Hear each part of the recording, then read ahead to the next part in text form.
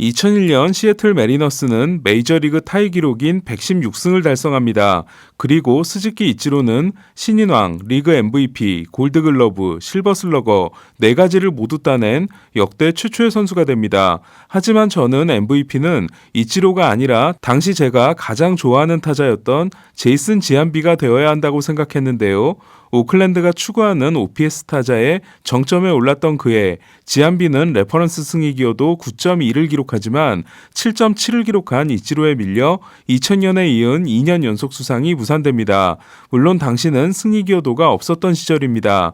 2001년 지안비의 조정 OPS는 199였는데요. 조정 OPS는 시대와 구장의 차이가 반영된 것으로 100이 평균이고 150이면 평균보다 50%가 좋은 겁니다. 조정 OPS 199가 어떤 수준이냐면 올해 메이저리그 1위인 브라이스 하퍼가 179이고 하퍼와 트라웃의 시즌 최고 기록이 198입니다. 그러나 2001년은 약물의 힘이 최절정에 올랐던 해로 조정 OPS가 지안비를 능가하는 선수가 둘이나 있었는데요. 259를 기록한 베리 본즈와 203을 기록한 세미 소사였습니다. 그의 본즈는 73개의 홈런 신기록을 세웠고 소사는 64홈런과 함께 160타점을 올립니다. FA가 된 지안비는 뉴욕 양키스와 7년 1억 2천만 달러 계약을 맺습니다. 지안비는 2002년 41홈런 22타점, 조정 OPS 172, 2003년 41홈런 107타점, 조정 OPS 148을 기록합니다. 콜리세움에서 양키 스타디움으로 홈구장이 바뀐 걸 생각하면 살짝 아쉽긴 했지만 그래도 충분히 만족스러운 성적이었는데요. 하지만 제가 지안비를 손절하는 일이 2003년 시즌이 끝나고 일어납니다. 베리 본즈가 연루된 발코 스캔들에 제이슨 지안비의 이름이 올라간 겁니다. 지안비가 본즈와 달랐던 점은 사용 사실을 깨끗이 인정했다는 건데요. 이렇게 되고 나니 2001년 MVP가 이치로였던 게 다행이라는 생각이 듭니다. 참고로 본즈가 스테로이드를 썼던 시기는 금지 약물이 아니었지 않냐고 질문한 분이 계신데요. 처벌 규정이 없었을 뿐이지 그때도 스테로이드는 금지 약물이었습니다. 어쨌든 오클랜드는 그 후로도 출루 능력과 장타 능력을 완벽하게 겸비한 제2의 지안비를 찾기 위해 끊임없이 노력합니다. 지안비가 떠나고 스캇 해티버그가 생각보다 잘해주긴 했지만 마크 멀더 트레이드 때 얻었던 데릭 바튼, 애리조나에서 데려온 에루비엘 두라조, 언럭키 조이 갈로였던 크리스 카터, 댄 존슨, 브랜든 모스, 욘도 알론소 등이 오클랜드의 일루에 뿌리를 내리지 못합니다. 2012년 드래프트에서 오클랜드는 잘 뽑지 않는 일루수를 2명이나 뽑습니다. 보통 일루수는 운동 능력이 뛰어나지 않기 때문에 드래프트에서 인기가 별로 없는데요. 그해 오클랜드는 1라운드 11순위로 플로리다주 고교 유격수인 에디슨 러셀, 2라운드에서 캘리포니아주 고교 유격수 다니엘 로버슨을 뽑은 다음 3라운드에서 조지아주 고교 일루수인 맷 올슨을 지명합니다. 그리고 5라운드에서 일루수 1명을 더 뽑는데요. 베일러 대학 일루수 맥스 먼시였습니다. 지난 4월에 있었던 NCAA 결승에서 무패로 결승에 올라온 곤자가 대학을 꺾고 첫 대학농구 정상에 올랐던 베일러 대학은 야구로 유명한 학교는 아니었습니다. 먼시는 그의 드래프트에 나온 타자들 중 최고의 타격 능력을 가진 한 명으로 인정받았지만 포지션 확장성이 없다는 이유로 지명 순위가 크게 밀리게 되는데요. 재밌는 인연은 그의 같은 5라운드에서 시애틀이 뽑은 버지니아대 유격수가 현재 함께 뛰고 있는 크리스 테일러였다는 겁니다. 먼시는 오클랜드의 지명을 감사하게 생각했지만 자기보다 4살이 어린 같은 포지션의 선수가 자기보다 상위 라운드에서 뽑힌 건 결코 반가운 일이 아니었는데요. 이러한 일은 특히 일루처럼 경쟁이 치열한 곳에서 일어납니다. 1989년 보스턴에 4라운드 지명을 받았다가 같은 해 2라운드 지명자인 모 본에게 밀려 휴스턴으로 트레이드된 제프 베겔이 대표적인 사례입니다. 그리고 반대의 경우는 1985년 시카고 컵스에 1라운드 지명을 받았지만 같은 해 24라운드 지명자인 마크 그레이스에게 밀려 텍사스로 트레이드된 라파엘 팔메이로입니다. 다시 먼시의 이야기로 돌아가서 2015년과 2016년 오클랜드는 먼시에게 245타석의 기회를 주는데요. 먼시는 타율 1할 9푼 5리, OPS 0.661에 그치고 맙니다. 시즌이 끝난 후 오클랜드는 먼시를 논텐더 방출했고 먼시는 이드맥 캠프에 초청 선수로 참가합니다. 하지만 스프링 캠프가 끝나기도 전에 오클랜드는 먼시를 방출하게 됩니다. 오클랜드에서 방출된 먼시에게 다저스가 마이너 계약을 제안하기까지 약 4주의 공백이 있게 되는데요. 무려 4주 동안 연락을 받지 못한 먼시는 대학으로 돌아가 경영학 학위를 따내고 독립리그 구단에 입단할 생각이었습니다. 하지만 오클랜드에 있었을 때 먼시를 뽑아야 한다고 강력하게 주장했던 파르한 자이디 다저스 단장이 먼시에게 기회를 주게 됩니다. 먼시는 오클랜드에서 왜 실패했을까요?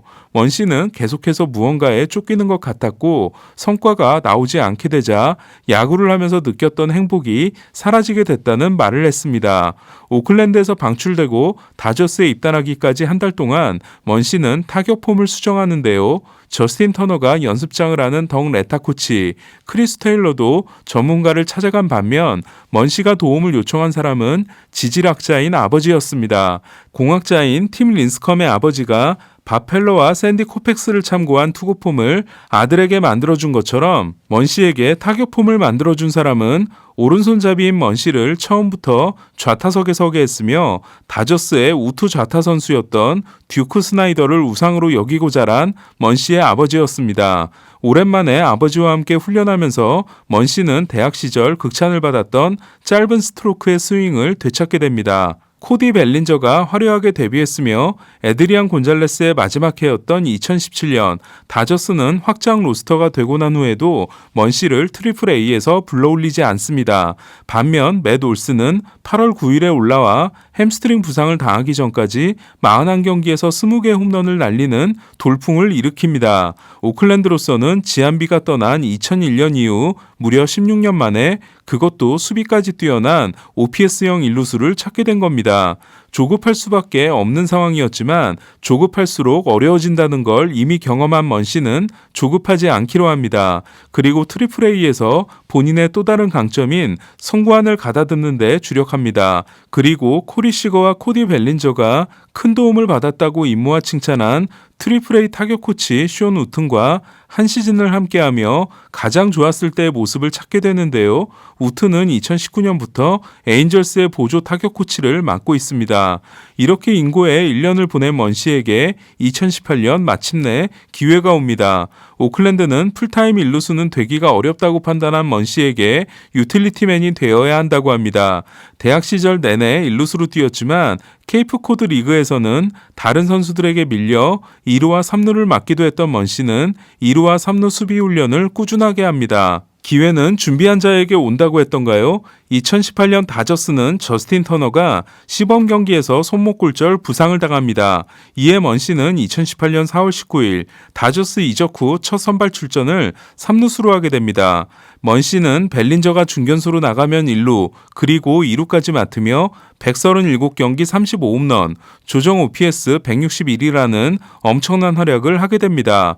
2018년 35홈런 79타점에 이어 2019년에도 35홈런 98타점을 기록한 먼시는 2020년 1할 9푼 1리 12홈런이라는 극심한 부진에 빠지는데요. 고질적인 손목 부상 때문이었습니다.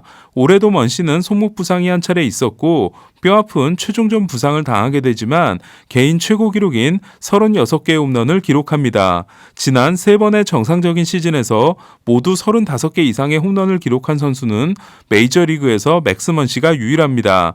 가장 좋아한 타자가 짐 토미였으며 방망이로 투수를 겨누는 짐 토미의 동작과 토미처럼 하이삭스를 즐겨 신었던 먼시의 장점은 성구안과 장타력을 겸비하고 있다는 건데요.